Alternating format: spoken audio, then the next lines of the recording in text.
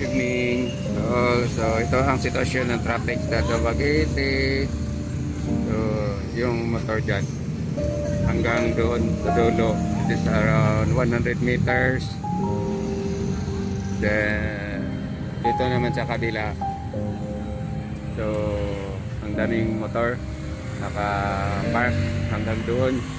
So this is only one side of the parking area ng Dumaguete. So ganito karami yung mga motorsiklo dito, kaya lang mabuti na lang may mga parking attendants na tumutulong. Yes. So that's it. So balik naman tayo dito sa kabila. So ito yung sitwasyon ng traffic dito for this evening. So that is the Lee Plaza, the Lobotel.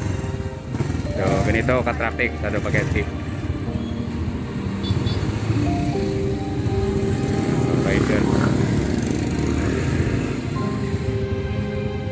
So isa sa problema dito is walang bicycle rack, kaya yung bisikleta nandyan na lang hinalak sa may daanan.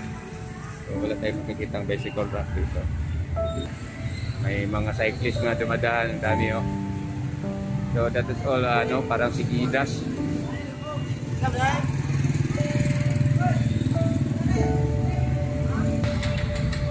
So nandito ako sa front of Robinson kasi yung anak ko is siya na bumibili.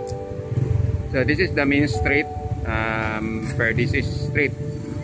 So doon sa bandang unahan is the Silliman University.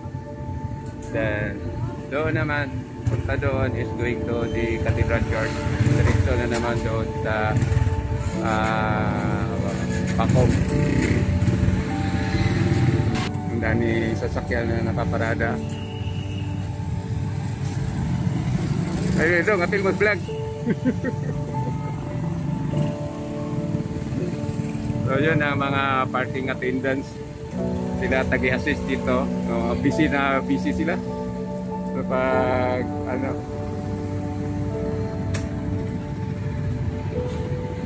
parking attendants.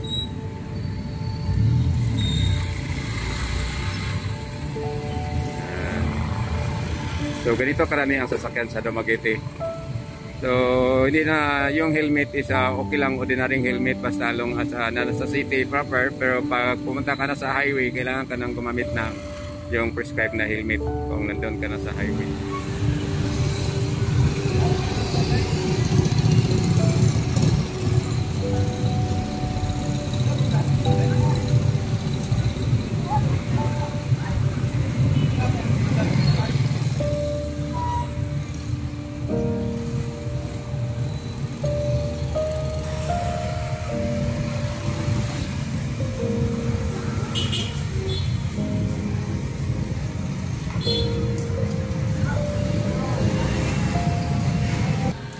Time check,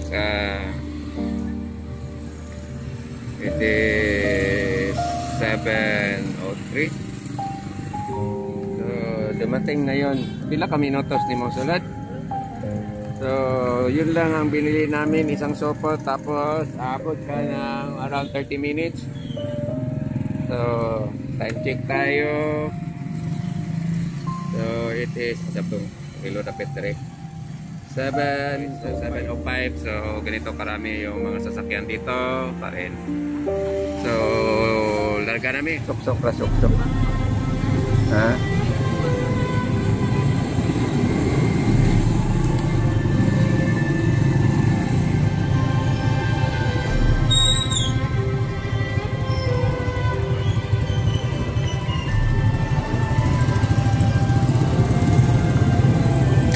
Kaya traffic.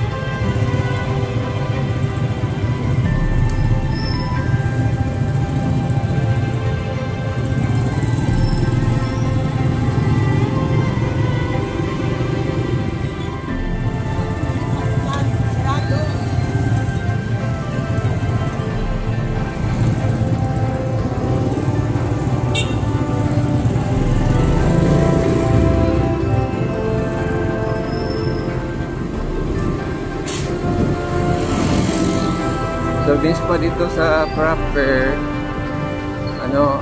sobrang traffic.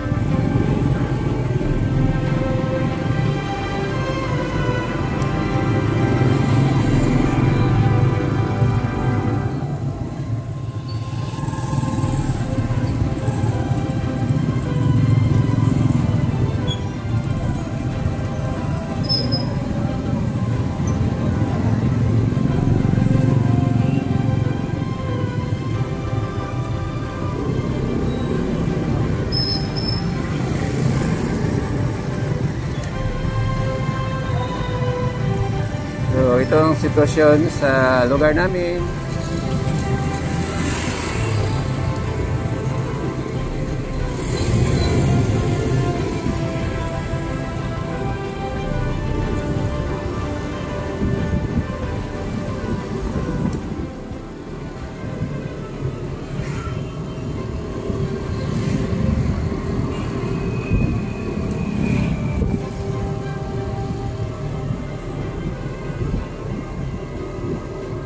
So, pauwi na kami sa bahay. Siyempre, yung normal speed ko is nasa 40 kilometers per hour kasi sobrang hinay naman pag 35 pero so, normal speed ko dito sa aming lugar, nasa 40.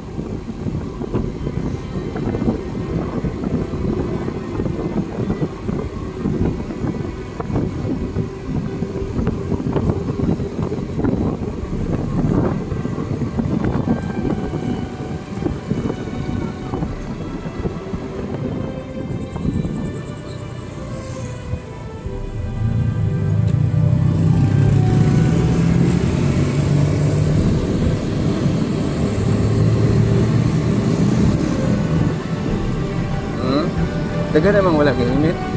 Pero naanad bang kuko ako, mas more safety lamig kay mag-jacket gani dapat kay kaso kay steady slide na pay ko ang jacket makaprotect. Doon lang kay itong behayon niya mag-soak.